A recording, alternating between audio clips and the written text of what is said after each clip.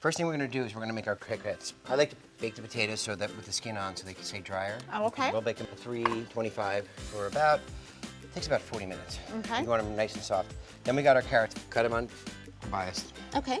small. And then we're just going to simply Just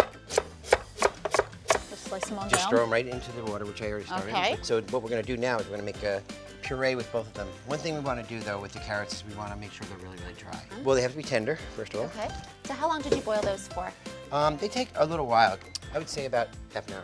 Okay. wow. You want them really, Okay. really It soft. takes a little bit of time. All right. Yep. Okay. Okay. And carrots are great for beta carotene, but what else? Vitamin A, eyesight, those types of things are really important. And just in general, adding foods like carrots into your child's diet, or even in your diet as the parents.